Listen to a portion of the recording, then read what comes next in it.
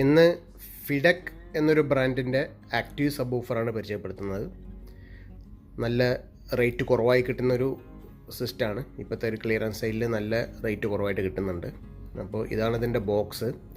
ഞാൻ ഓപ്പൺ ചെയ്യുന്നത് കാണിക്കുന്നില്ല, കാരണം കുറച്ച് വെയിറ്റ് ഉള്ളത് കാരണം ഒറ്റ കൈ കൊണ്ട് എനിക്ക് ഓപ്പൺ ചെയ്യാൻ ബുദ്ധിമുട്ടാണ്. അപ്പോൾ ഞാനിത് ഓപ്പൺ ചെയ്തതിന് ശേഷം ബാക്കി കാര്യങ്ങൾ ഇനി വീഡിയോയിൽ കാണിക്കാം.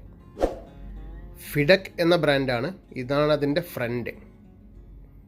ഇതിനൊരു പ്രത്യേകത കണ്ടതെന്ന് വെച്ചാൽ സാധാരണ സബ് വൂഫറിൽ കണ്ടിട്ടില്ല, ഒരു ഡിറ്റാച്ചബിൾ ബേസാണ്.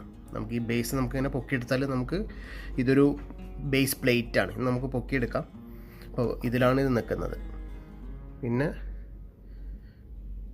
സൈഡ് ജസ്റ്റ് ഫ്ലാറ്റ് അല്ല, ഒരു റൗണ്ടഡ് ആണ് ഇതിൻ്റെ സൈഡ് വരുന്നത്. പിന്നെ ബാക്കിൽ ആംപ്ലിഫയറിൻ്റെ സെക്ഷനാണ് വരുന്നത്. അവിടെ ഹീറ്റ് സിങ്ക് ഉണ്ട്. Model Fidek FSW108. ഇവിടെ പവർ, ഓട്ടോ, ഓൺ ഓഫ് ഉണ്ട്. പിന്നെ phase, volume controller, high cut filter, line in വരുന്നുണ്ട്. പിന്നെ സ്പീക്കർ ലെവൽ ഇൻപുട്ട്സ് വരുന്നുണ്ട്, പവർ വരുന്നുണ്ട്, ഫ്യൂസും കാര്യങ്ങളും. ഇത്രയാണ് ഇതിൻ്റെ ബാക്കിൽ സിമ്പിളായിട്ടുള്ളൊരു ഡിസൈനാണ്. ഇതിൻ്റെ സൈഡ് ഭാഗം ഫ്രണ്ട് 10 ഇഞ്ച് വൂഫറാണെന്ന് തോന്നുന്നു. ഊരി നോക്കാം. ഇതാണ് അതിൻ്റെ ഗ്രില്ല് ഊറിക്കഴിഞ്ഞാലുള്ള സിറ്റുവേഷൻ. ഇത് അതിൻ്റെ ഒരു പവർ LED ആണ്.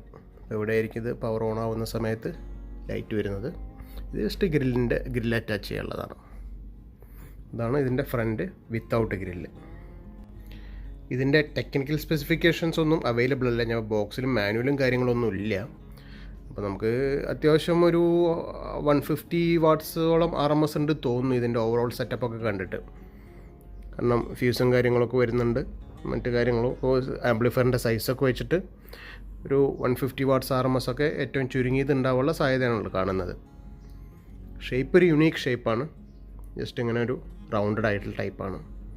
പിന്നെ ഇത് വരുന്നത് വുഡ് കളറാണ്. ഇത് ബ്ലാക്ക് കളറും കാര്യങ്ങളൊക്കെ ഉണ്ട്, പക്ഷേ സ്റ്റോക്ക് ക്ലിയറൻസിൽ വരുന്നത് ഈ വുഡ് കളർ മാത്രമേ ഉള്ളൂ. ചെറി റെഡ് എന്ന് പറഞ്ഞ കളർ, അത് മാത്രമേ ഇപ്പോൾ സ്റ്റോക്ക് ക്ലിയറൻസിൽ വരുന്നുള്ളൂ.